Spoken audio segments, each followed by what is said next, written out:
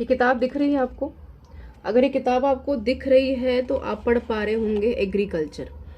जो बच्चे ज्योग्राफी के हैं, ईएमआरएस के हैं, केवीएस के हैं, एनवीएस के हैं, या फिर यहाँ पर जो बच्चे पढ़ाई कर रहे हैं एसएसटी के लिए या हिस्ट्री के भी बच्चे हैं, है ना। अब आप कई सारे बच्चों का मेरे पास सवाल आया कि मैम एनसीईआरटी क्यों पढ़नी ज़रूरी है? हमारे पास तो बहुत सारे सोर्सेज हैं, वहाँ से भी पढ़ सकते हैं।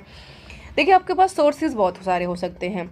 आपको किसी एक सोर्स के माध्यम से एग्रीकल्चर होती क्या है, इंपॉर्टेंस पता चल सकती है। किसी एक सोर्स के माध्यम से फैक्टर्स पता चल सकते हैं।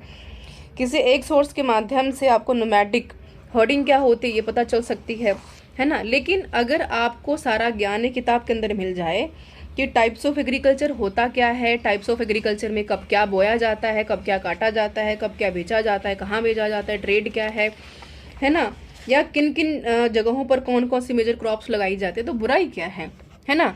इसलिए मैं कह रही हूँ आपको बार बार कि आप डिस्क्रिप्टिव के नोट्स पढ़िए, कहीं से भी पढ़िए, है ना। आप हमारे ऐप से डाउनलोड करके पढ़िए, अच्छे नोट्स हैं। मैं बिल्कुल नहीं कहूँगी कि ख़राब नोट्स हैं, क्योंकि जो लोग ये कह रहे हैं कि हमारे बहुत अच्छे हैं, तो उन नोट्स के मुकाबले एनसीईआरटी का एक निचोड़ तो हमने भी आपको दे दिया है।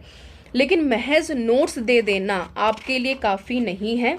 ध्यान रखिएगा, एनसीईआरटी पढ़ना या एनसीईआरटी को समझ लेना आपके लिए काफ़ी ज़्यादा ज़रूरी है। और उससे ज़्यादा ज़रूरी पता है यहाँ पर क्या है? जब आप चैप्टर के आखिर में पहुँचेंगे, अगर आपके पास पुरानी वाली एनसीईआरटी है, मेरे पास एक क्लास 8 की एनसीईआरटी है और नई वाली एनसीईआरटी। पुरानी एनसीईआरटी में इन्होंने बाकायदा टेबल बना के दिया हुआ है ना, कि कैसे यहाँ पर जो फार्मर्स इंडिया में काम करते हैं, यूएस में काम करते हैं। ये कंपैरिजन चार्ट जो बना देगा ना पेपर में, उसके यहाँ पर नंबर तो नहीं रुक रहे हैं। इस चीज़ को तो आप भी समझ रहे होंगे।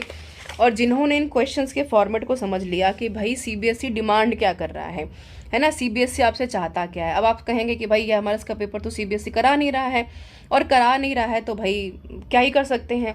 लेकिन भूलिएगा मत कि जब आप ईएमआरएस के स्कूलों में पहुंचेंगे तो किताबें आपको यहीं पर ऐसी ही मिलेंगी, क्योंकि यूनिवर्सल किताबें हैं हिंदुस्तान में। इससे बाहर ना तो यूपीएससी के पेपर में आता है, ना ईएमआरएस के पेपर में आएगा, है ना। तो इस चीज़ का ध्यान रखिएगा।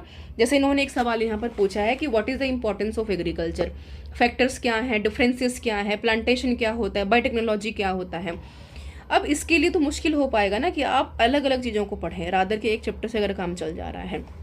अगर एक चैप्टर में ये बता दे रहे हैं कि एग्रीकल्चर डेवलपमेंट होती क्या है, कैसे काम करता है, बेवरेजेस क्रॉप्स कौन सी होती हैं, है ना, सॉइल टाइप कौन सी होती है, प्लांटेशन क्या होता है, मेजर क्रॉप्स कौन सी होती है, इंपॉर्टेंस ऑफ एग्रीकल्चर क्या है, इंट्रो क्या है, साइंस क्या है, आर्ट क्या है, लाइफ स्टॉक क्या होती है, फॉरेस्ट्री क्या होती है, फिशिंग क्या होती है। तो भाई समस्या क्या है?